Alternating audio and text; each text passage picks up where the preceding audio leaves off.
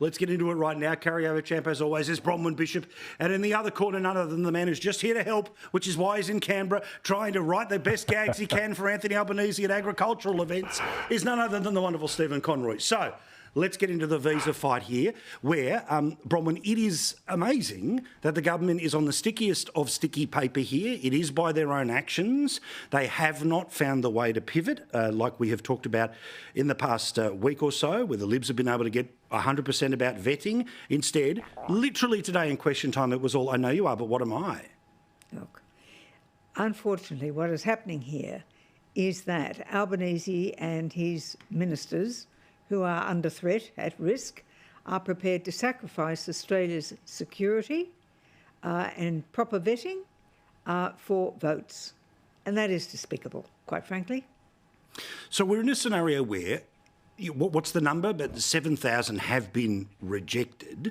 But the government... 3,000 accepted. Well, that's it. But the government tries to turn around and say, oh, that process works. But as they admitted today, the process that is playing out is hardly the highest possible bar to get people into the country. They don't want the highest possible bar. They want the quickest way they can get them there to meet the demands of the leaders of the Muslim vote movement so that they can hopefully get their second preferences, I guess, where they're running candidates or not to run and support them. Because, Stephen, the issue is that even if you would disagree with every word that Bronwyn has just said, Australia is taking a seemingly disproportionate number of people from Gaza compared to other countries. Now, there are reasons why the Arab League has made the decisions it has about the countries in and around, but in terms of places like Spain, the UK, the US, our number is way higher, and it feels like the government is on the stickiest of sticky paper. Why can't they get off it?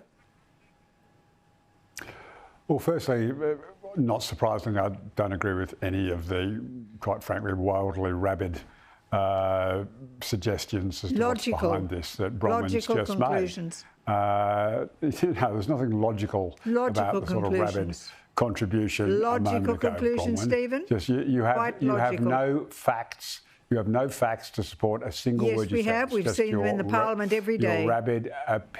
Your rabid opinion. So, just to move on from So why can't they get off the sticky paper? You're there to help. Look, the government have wanted to, and I think, firstly, Peter Dutton, I think, has correctly just slightly walked back when he addressed his 100%. party room meeting this week. So I think that was the correct decision. You and I talked about that last week. Mm-hmm. So I think he's taken away the major bone of contention around where he went. Now we're down to a question of the visa processing and whether or not the government have been too fast.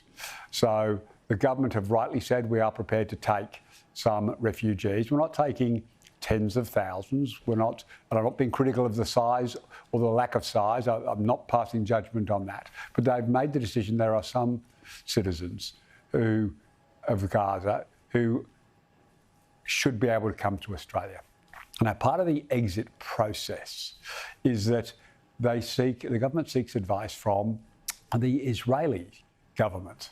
And nobody gets through without the Israeli government and their processes giving some advice to our government, because by definition we're not on the ground, so we turn to the people who perhaps would know the best, which is the Israeli government. So the people that have made it through some of the process have also made it through an Israeli government vet. But why can't the government defend itself in the same fashion that you just have? Because, again, it feels like they don't want to say something around this. Well, look, I haven't watched Question Time today. I haven't seen where the debate moved to.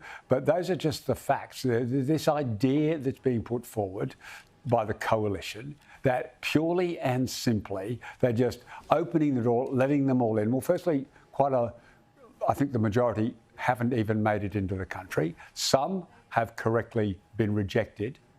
And I think that was 7,000, the number that you said, Paul? Yes. 7,000 have been rejected. So this is not some free-for-all. There is a vetting process. It was admitted today, Paul, that much of it is automated.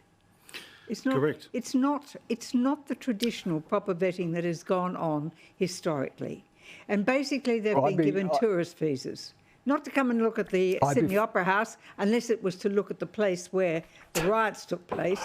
Well, and the government's own admission is because that's a faster process, but that's not. That's A not tourist visa is not. in Australia's interest. Yeah, correct. Yeah, So correct. the reason that you're asking why they're on the sticky paper is because there's a cover-up going on. 100%. There's stuff they simply don't want to admit to or disclose.